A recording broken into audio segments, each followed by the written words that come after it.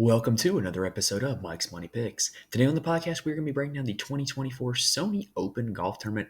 This is the first full field event of the 2024 PGA Tour calendar year, and I am super excited about it. We are going to break everything down here in this video. We are going to break down the course itself, Waialae Country Club.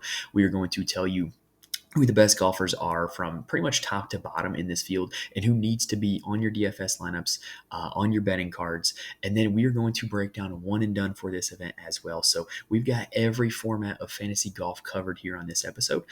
If you are interested in being in a golf one and done league, make sure you stay tuned to the end of the episode because we're going to talk about how you can join our one and done fantasy golf league. And if you are playing one and done this season, make sure you check out the link in the description where we did a full breakdown of the strategy, the game theory, and kind of just the whole method of thinking about how to construct a one and done lineup or a one and done entry, and how you can maximize your ability to have success in one and done.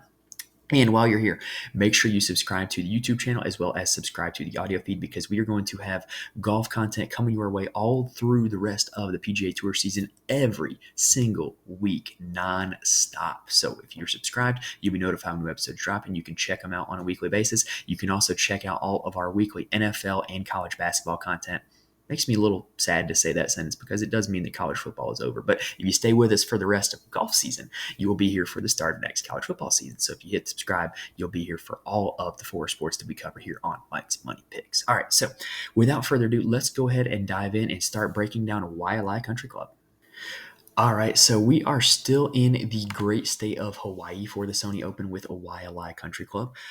If you have ever heard the expression of that there is two Hawaiis, that could not be better exemplified with the two golf courses that are used on the PGA Tour. You know, you have Kapalua where it's on Maui and it's just carved out of a mountain and it's just massive and there's all these views and it's just kind of, undulating and hilly and mountainous, straight carved out of nature.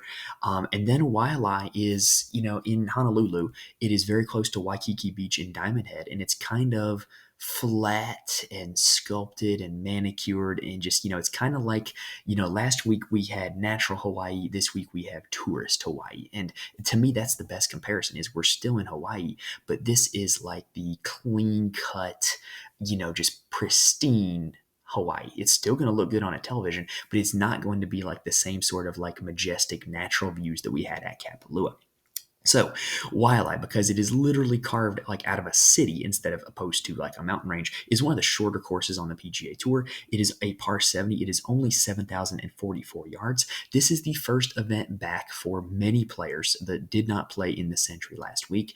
One thing that is critical to remember is there's no way to really quantify what golfers did in the off season. Like, there's no strokes gained off season. We don't know who went and, got in the lab and played a lot of practice rounds. We don't know who went, and over the break just ate a lot of turkey and, chilled out all Christmas. Like, we don't really know what these guys did over their month and a half off. So I think that's important, to kind of look at.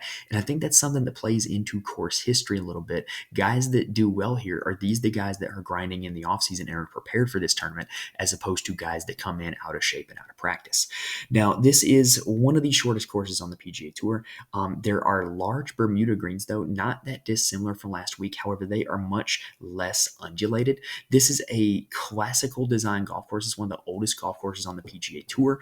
So, you get kind of less undulation in the greens than you would see at a place like a Kapalua or Augusta.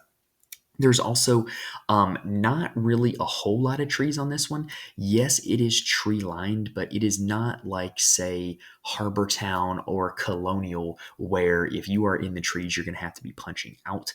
This is a course where if you do miss the fairway, you are going to have options to end up, hitting back to the green. However, they did last year lengthen the rough here at Waialae. There's now 3-inch Bermuda rough, which is pretty tough to hit off of. And so missing the fairway is not going to be somewhere you're going to want to be. So in my opinion, this place kind of gets mislabeled as a positional golf course where you're going to want to, club down off the tee and, hit every fairway and hit the right spots in the fairway. I don't think that's necessarily what this is. There's still a very high green in regulation percentage here at Waialae, and there's not a very high fairway in regulation percentage. So it's not like if you miss the fairway, like all is lost. You can absolutely still hit the fairway from the green. I think that with this course too, there's not a whole lot of holes that are going to take driver out of these guys' hands. They're going to be able to swing driver more often than not, and just kind of live, if they're not in the fairway, because there's not a whole lot of like big danger lurking on the hole, like outside of the fairway. There's not a whole lot of water hazards on this course. There's not a whole lot of like natural areas on this course. So most guys are going to be pulling driver pretty much every hole.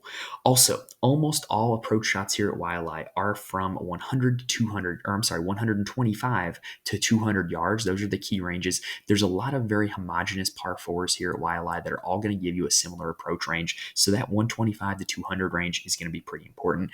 Both par fives that are here at Waialae are going to be reachable into for the entire field here at Waialae. So, one thing that is also important to consider is that the short distance of this course is going to allow the entire field to compete. There is not going to be like a massive advantage between the best golfers here in the field and the worst golfers in the field, because distance doesn't really gain you a whole lot aside from having a shorter shot into the same greens. So when you're betting this tournament, traditionally not a whole lot of favorites win this tournament. It's been a whole lot of kind of like mid-range guys that have won this tournament. And in fact, last year, when you go back and look at the leaderboard, 3 of the 4 highest salaries on DraftKings missed the cut last year: Tom Kim, Sungjae Im, and Jordan Spieth. So just because the golfers in this field are the most talented golfers in the field does not necessarily mean that they're going to make the cut and they're going to win the tournament. Excuse me, I had a little bit of a hiccup there. So let's go ahead and break down course history just a little bit. So one thing that is interesting at Waialae is that pretty much the course history here is very predictive, second only to Augusta National in terms of course history, in terms of predictability. So guys that play well here at Waialae tend to continue to play well here at Waialae. And also what's interesting is you have a lot of guys that are on the older side that tend to play here every single year, like Zach Johnson, Stuart Sink, Ryan Palmer, Webb Simpson, Matt Kuchar. They play here year in and year out. And I definitely think that you see better results out of those guys because of their ability to play here over and over again. Now, in terms of pure strokes gained at this course, Hayden Buckley ranks number 1. He's finished 12th and 2nd in his 2 appearances here. Corey Connors is 2nd. He has finished no worse than 12th in 4 appearances here.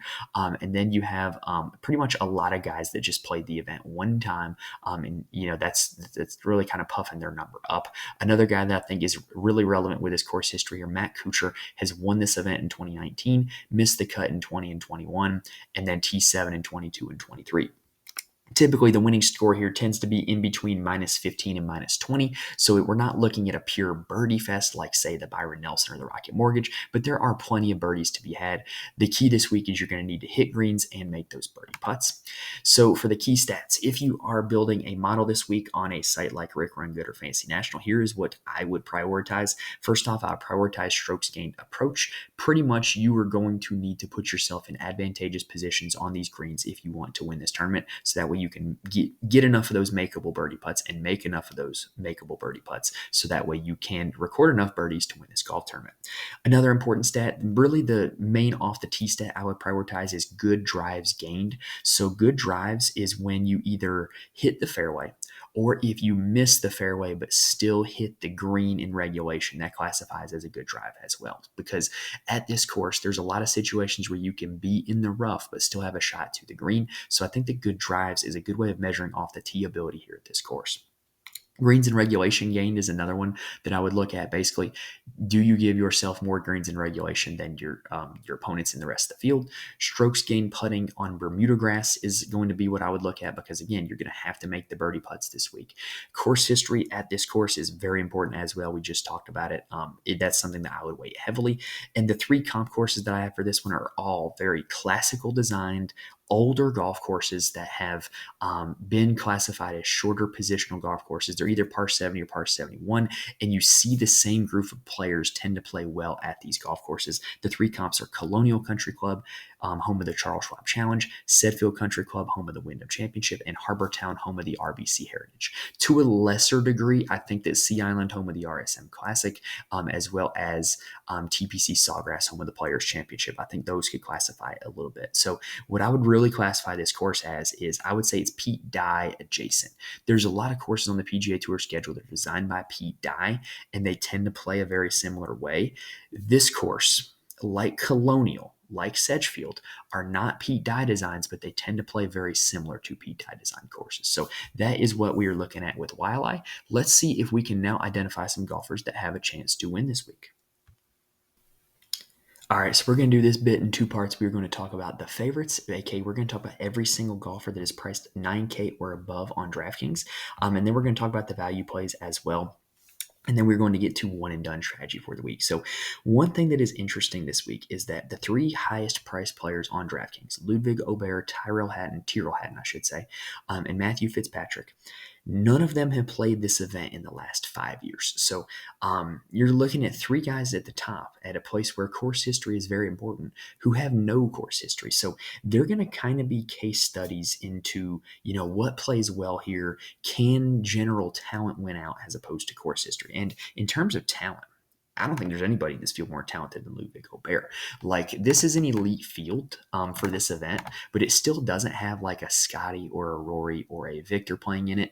But Ludwig is kind of in the next little tier, as are Hatton and Fitzpatrick. And I think Ludwig is just pound for pound the best skilled golfer in this field. Now, to me, he is going to be an interesting case study on the importance of the driver at this course. Where Ludwig has excelled in his young PGA Tour career are courses where he can, separate himself with his driver, because he is not only one of the longest hitters in this event, he's one of the most accurate drivers of the golf ball in this event. So if this is a place where, like we talked about, good drives gained is an important stat, well, he's going to get a good drive on pretty much every hole. He's either going to be very long and in the fairway, or very long and just off of the fairway. So if you think that, based off of everything I said, that the driver is important, then go with Ludwig Aubert. Oh, and also, for what it's worth, he has an event at another shorter, more positional golf course, the RSM Classic, where it's even shorter course than this one. And he used the driver there quite a lot. He was really able to use that driver to put himself in advantageous situations and separate himself over the weekend to get that first PGA Tour win. So I have no problem playing Ludwig Aubert. I don't think he's necessarily traditionally the skill set I would target at this course, but like I said, if he is really that good with the driver, he really can separate himself with it this week. All right, Tyrrell Hatton is next up. He's never played here, and I don't think he's a particular great course fit. However, nobody in this field has the ability to get hot for one round like Tyrrell Hatton does. You saw at the Century in round 2 firing a 62, and then the next day firing a 72 at the same course. Basically, he's a guy I would really prioritize in showdown DFS because he does have the capability of going for a 62 at any time, but I don't necessarily see him putting it all together here at Sony. He is not really an accurate driver of the golf ball. He hasn't really been his best in his career at shorter, more positional golf courses, so I would probably pass on Tyrrell Hatton this week in favor of the guy that's right below him, Matt Fitzpatrick. I do think that Matt Fitzpatrick is a good course fit. So Matt Fitzpatrick has also played some really good golf over the swing season. He played primarily on the DP World Tour in the swing season, but he had a win at the Alfred Dunhill. He had a T3 at the Omega European Masters, T4 at the Hero World Challenge, and then followed that up with a T14 at the Century, which was a course that I didn't really think fit his game well at all. He is an accurate driver of the golf ball who's longer than people think, and he has a win at one of my comp courses at Harbour Town. Now the question is, did his family vacation here when he was younger?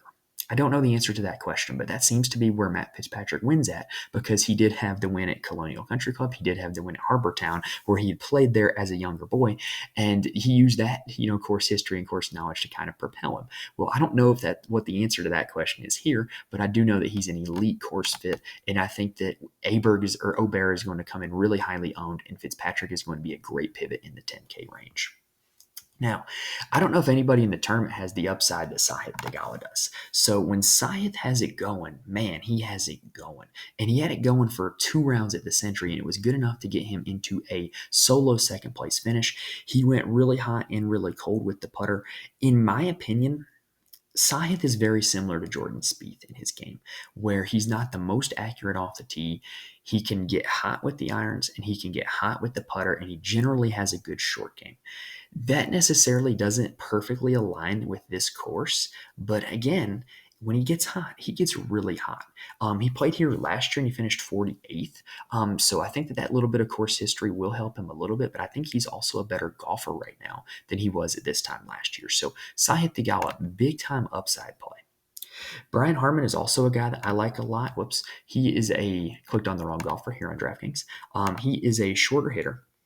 And he plays well at a lot of the comp courses, and he plays well at a lot of courses that place a premium on hitting, the fairway. And it was kind of surprising to me to see him come T5 at the Century, because that's a course where everybody was hitting the fairway, and he had to separate himself with his irons and wedges, and he was able to do that en route to a T5 finish. One thing I also think that's relevant is that he plays here every year. PGA Tour golfers get to make their own schedule. So to me, it says something about what he thinks about this course and this event, that he plays here every single year. So clearly he thinks that it aligns with his game. And oh, by the way, he's made cut in 4 of the last 5 trips here, but he also doesn't have any top 25 finishes. I also think he's at a better spot in his career right now than he was in the last 5 years. So Brian Harman is definitely a guy who's going to make my player pool. However, Mr. Waialae, the course history king this week, is Corey Connors. He is great at mid-range approach shots, and this course is going to give you quite a lot of them. He also is a fairway finder, and this course is going to give him plenty of opportunities to find it. And generally, Corey Connors, what does him in and what prevents him from winning more PGA Tour events is he's a terrible putter.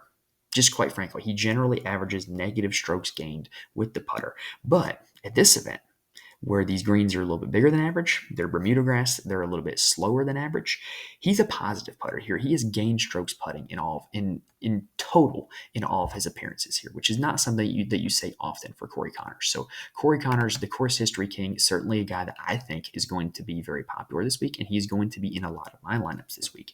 If I was starting out, I would probably be starting out my builds this week Fitzpatrick and Connors, because I think that there's plenty of value that you can still play both of those guys in your build.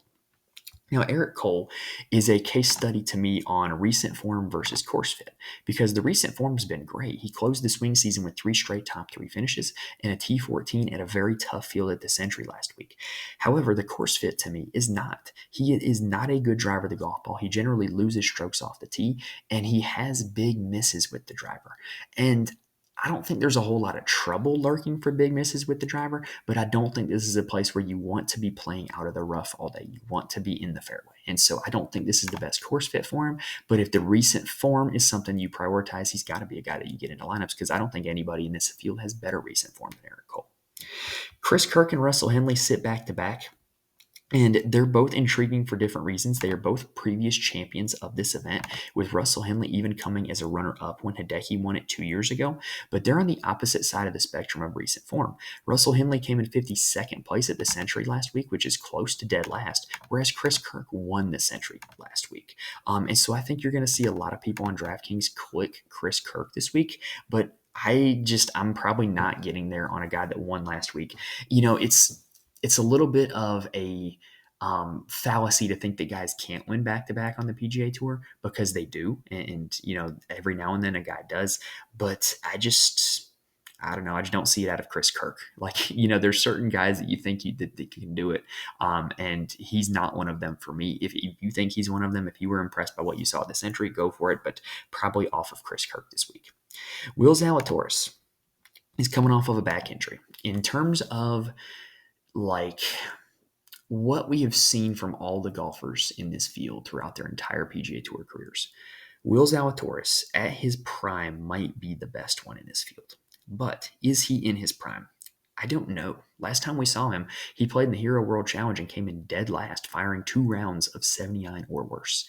But if he's back to being Will Zalatoris, he's got to be a guy that you consider, right? Because just from what we've seen of him, he's been great at majors. He's been great at other events as well. He won a FedEx Cup playoff event. And he's got to have a lot of motion or a lot of motivation to play well in these first events, because he's got to start playing well to get himself in the signature events and in those fields. And so I think you're going to see at the start of the season, Will Zalatoris play a lot of events and try to play well. So I don't mind a roll of the dice on DraftKings. I certainly wouldn't play him in like a cash game format. I certainly wouldn't put a bet on him to finish like top 40 or anything like that. To me, this week, Will Zalatoris is either going to like contend for the win or miss the cut badly. I think those are the two outcomes are on the total opposite end of the spectrum, but I think that's what you can expect out of Willie Z this week. JT Poston is a guy who on paper should fit this course very well. He's been playing great recently, and he has wins at two of my comp courses. He won at the Wyndham, and I don't think it's a perfect comp course, but he did win at John Deere, which is another shorter positional golf course. And a T3 and a T5 in two of his last three events, you got to like JT Poston coming into this event. And then I think JT Poston is going to be under-owned because he's sitting right there next to Hideki Matsuyama, who I think a lot of people are going to click because Hideki Matsuyama is a former champion of this event.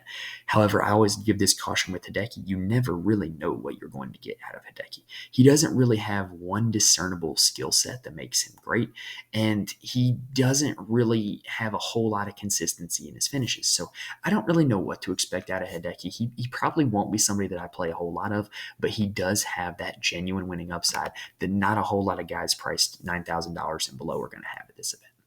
All right, that does it for the top of the board. So let's take a quick breather and then let's talk about some values.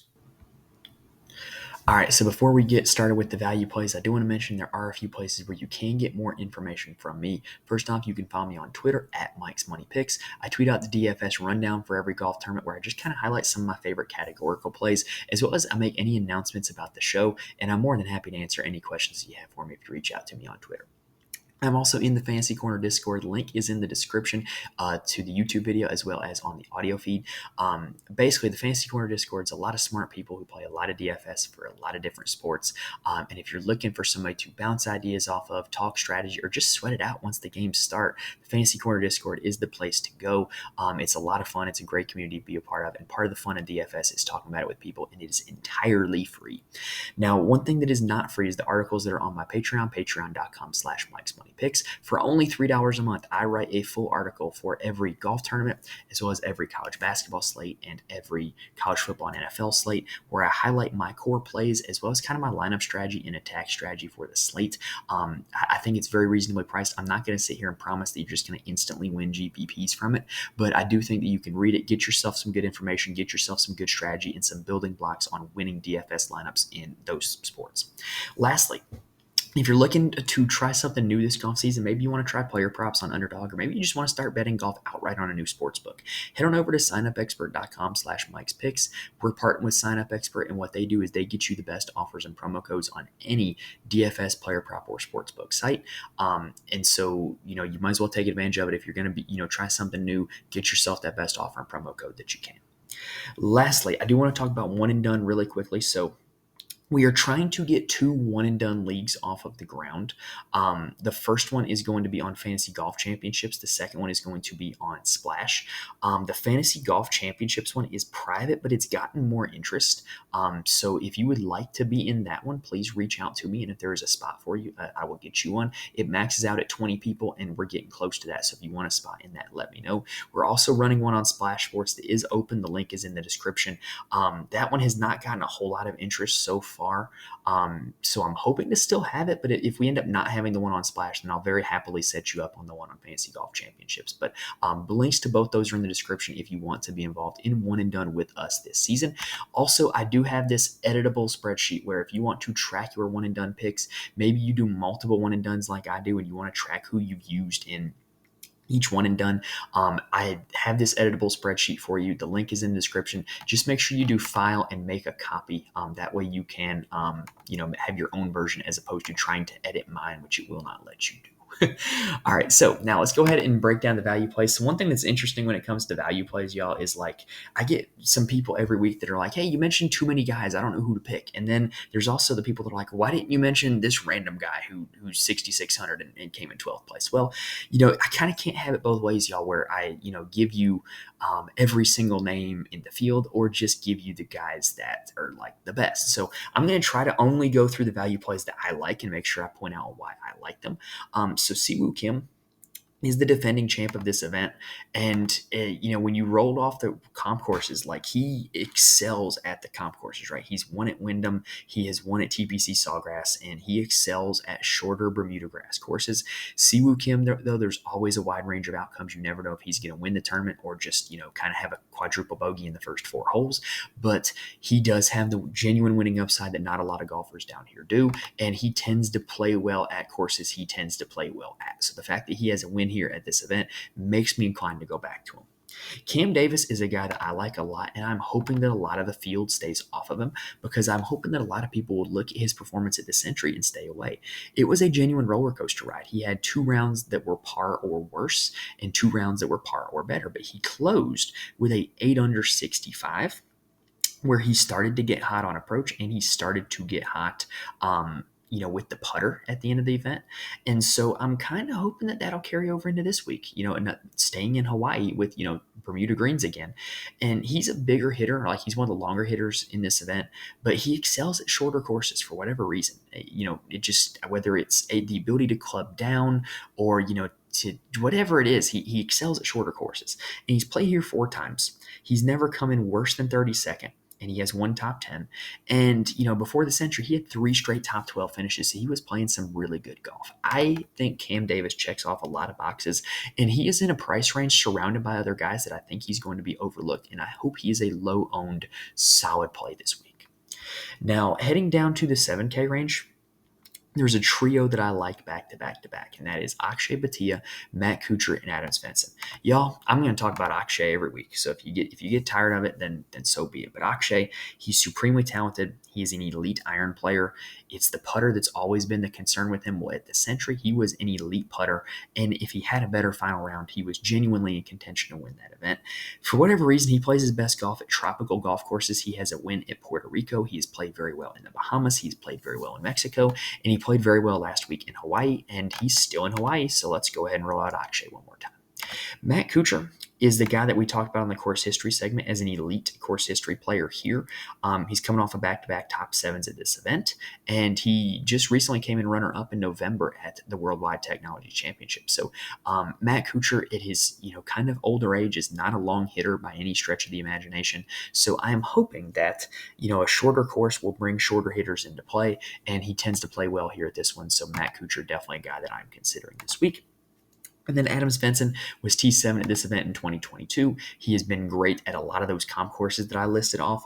He has a win at the RSM Classic. Just a very good short to middle iron player, which is what we're going to want this week. So Adam Svensson is another guy that I like here at this tournament. I am also willing to go back to Andrew Putnam. He was a guy I mentioned last week that I liked, and it wasn't pretty, but it ended up being not terrible because, he was like the 50th price golfer and he came in 40th place, which is obviously it wasn't going to win you a GPP, but you definitely could have cashed with Andrew Putnam in your lineup at his price tag and where he finished. And if you look at how he did it last week, he got better as the rounds went on. He really struggled off the tee. His approach play was solid all week though, and it was the putter that let him down. Well, last year, let's flash back real quick. He gained 10 strokes putting at Waialae last year at the Sony Open, and he finished in 4th place. So, in other words, if you gain 10 strokes putting and you don't win the tournament, the rest of your tee to green game must have not been that good. And the approach numbers at the Century were good. So if he can bring those approach numbers from the Century to this event, we know he is a shorter hitter. We know he is a fairway finder. If he can marry the putting that he had last year with the approach play that he showed last week at the Century, Andrew Putnam could genuinely win this event if those two things come together. One of my favorite value plays in this event is Nick Taylor. He is $7,200, and he is a guy that when you look at what his history is over the years on the PGA Tour, he's better at shorter courses. He's coming off of a T13 at the Shriners and a T21 at the Zozo, both shorter courses. Last year, he won at the RBC Canadian Open, shorter course. He was great at TPC Scottsdale, shorter course. And here at this event, he's came in 7th, 11th, and 32nd in his only 3 appearances. So just checks off a lot of boxes. Nick Taylor is one of my favorite plays this week. Now, another guy that I do have to mention is Ryo Hisatsune. I do hope that I am saying that correctly. So he is coming in with probably like the best recent form out of anybody in this field. So Ryo Hisatsune, I believe he is a Korn Ferry Tour graduate. He's either a Korn Ferry Tour graduate or a DP World Tour transfer. What's interesting about this event, with it being the first event in the PGA Tour calendar year, you are getting a lot of the Korn Ferry Tour promotions and a lot of the DP World Tour transfers in this event. And so he is one of them. I don't know which one he is because he's been playing the fall on the DP World Tour, and he was really good. He won the Kazoo Open. He was 6th at the Zozo Championship, 9th at the Nedbank Golf Challenge, and T18 at the DP World Tour Championship. And y'all, those swing season DP World Tour events, those fields are not like jabroni fields. Those are genuinely good golfers. A lot of the best golfers that the PGA Tour has to offer play in those events if they play internationally. So really good form and really tough events. And a lot of the courses on the DP World Tour, except for like the link style courses, are shorter golf courses. So I think he profiles really well for this event. He's a guy that I would really consider. Some of the other DP World Tour transfers, you got Alexander Bjork, Robert McIntyre is one of them, Matty Schmid, Saki Valimaki. There's a lot of guys that I think because they are not known by Americans, they might have a little bit of upside and they might come in lower owned in DFS. And I think that those guys would definitely be worth considering. Now down into the 6K range, I do think this is a range you can dip into this week. I do think there's some guys with genuine upside. Maverick McNeely, like Will Zalatoris, is returning from an injury. And if we had if we had fully healthy Maverick McNeely, then he wouldn't be priced at $6,800. And so I think that there is some genuine upside there. There's also a little bit of risk baked in as well. Stuart Sink is a guy that we got to talk about. So, he's now old enough to play on the Champions Tour, and he has 4 straight top 36s at this event. He's played pretty well at this event, but when you look at what he's done on the PGA Tour, the longer courses, he doesn't play all that well. At the shorter courses, he contends. 7th at the Bermuda Championship, 44th at the RSM Classic, so another shorter course here, so I would not be afraid to roll Stuart Sink out, especially with all the course history that he has. Hayden Buckley was runner-up here last year, but he has truly terrible form coming in. He's missed 2 of his last 5 cuts and hasn't finished better than 59th. He came in 72nd in the Zozo, and that was like a 78-player field. So just not good form, not playing good golf. But he's had a month and a half off, and this is a course that in 2 tries, he came in 2nd and 12th. And so if you're a believer in course history, then Hayden Buckley has to be the guy that you play in DraftKings to kind of give you a lot of the value to play a lot of the guys at the top. Alejandro Tosti is a part of the new crop of Korn Ferry Tour graduates. And I think he has a lot of upside. He has a lot of wins on the Korn Ferry Tour. He also played some PGA Tour events last year, and he held his own. Like, he's not bad in terms of his skill. He's also a really interesting guy. Like, he got suspended on the Korn Ferry Tour for berating fans or something like that. I remember reading about it. I wish I'd read the full details because at the time I didn't know that this guy was going to get promoted. But to me, the Korn Ferry Tour guys that are playing in this event, like Alejandro Tosti, like Adrian Dumont de Deschar, Ben Coles, Bridgman is one of them, Blaise Akana is one of them. There's the upside of the unknown. We don't know what these guys are yet. And so what if, Alejandro Tosti or Adrian Dumont de Deschar, what if they're just a lot better than where their price tag is right now?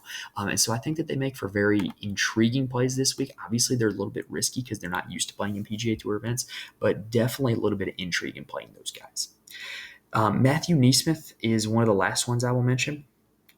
He, to me, has the perfect skill set for this course. We loved him. If you've listened to the podcast for a whole year, we We love Matthew Neesmith at shorter golf courses because his lack of distance off the tee doesn't hurt him, and he's really good with short and middle irons in his hand. He's played well at a lot of the comp courses here to Sony. He's coming off of 2 top 30 finishes, and we live with a top 30 at a guy who is $6,500. Last one that I will mention is Nico Echeverria. So we mentioned Akshay Bhatia as being the king of coastal courses. Well, Nico has to be second. He won in Puerto Rico last year, and then he came in 25th place at the Century, which for a guy of his skill set and his caliber, I thought was a really good finish for him. And so at only $6,300, I think he's got a lot of more upside than a lot of the other guys that he is priced around. All right, so let's take a quick breather and then let's break down one and done. So quick reminder, if you want to join our one and done league, the link is in the description to the league on Splash. I'm trying to get that one to take off the ground.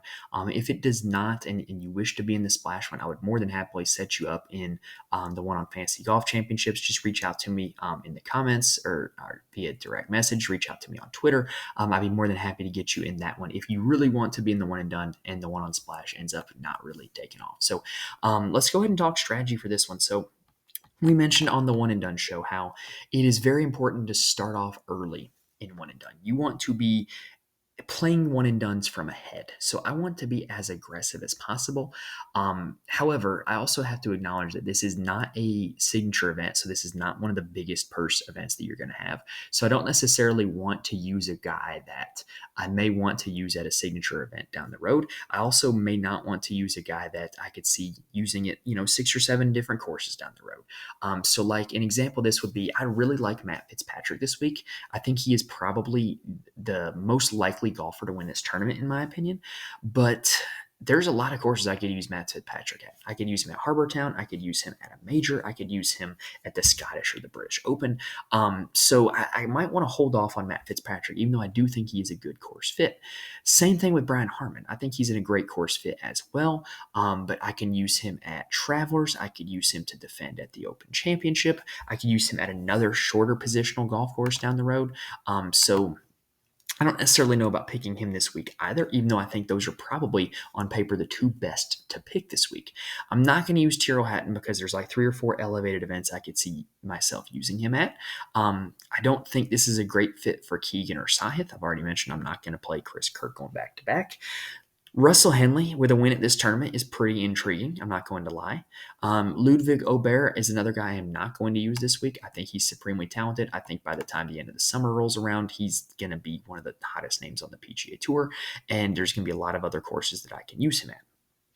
So the guy that I think I'm going to go with, let's go a little further down the board here. Eric Cole is another guy that I would not consider. I don't think it's a good course fit. Will Zalatoris is another guy that I would not consider. Let's see what his health looks like. You guys know my affinity for Cameron Davis. You know my affinity for Siwoo Kim. And you know my affinity for Nick Taylor and Matt Kuchar. That's probably the farthest down the board I would go. But I'm going to go somewhere kind of in the middle with another guy that I don't think I will really want to use again this year, and that is Corey Connors. So we mentioned when we talked about Corey Connors how he is the course history king here. 4 top 12 finishes in his last 5 tries. And, the only weakness in his game is the putter, which has not been weak at this tournament. So Corey Connors is the guy that I'm going to go with in one and done this week. And like I said, I really want to start off ahead. So if Corey Connors can give me a top 5 or a win, then that's really putting myself in good situations because I'm not using a Matt Fitzpatrick or a Tyrrell Hatton here. Instead, I'm using a guy in the mid-range who has good course history and still can give me the upside to have a really good finish. All right, that does it for the one and done preview, and that does it for the 2024 Sony Open preview. So hopefully was able to give you guys a lot of good information here on this episode that you guys can help fill out your DFS lineups and your betting cards and your one and done entries for the Sony Open. If you like what you saw, hit the like button on YouTube. It really does help me out a lot. I really do appreciate it. And rate and review the podcast wherever you get your podcast on Spotify, Apple, or wherever else. I promise those do not fall on deaf ears, and I really do appreciate them. And go ahead and hit that subscribe button to the channel on the YouTube channel and the audio feed. We're closing in on 400 subscribers, and I really want to get there. And then if you subscribe, you can be notified when all of our new episodes drop. So all of our weekly golf episodes, all of our weekly NFL episodes, and all of our weekly college basketball episodes, you'll get right to your inbox if you are subscribed to the channel. All right, so that does it for this episode, y'all. Like I said, hopefully this was able to help you guys in terms of building your lineups and your betting cards and your one and done entries this week. And I'm hoping that I gave you guys some good info. Hope you guys got what you needed from this video. And I'm really looking forward to this tournament. I'm really glad that golf is back. It's going to give me something good to watch on TV in the afternoons on Thursday, Friday, and Saturday and Sunday now. And really looking forward to it and really looking forward to this event being back. So with that being said, y'all, that does it for this episode. Thank you guys for watching and listening to this point, and I will see you next time.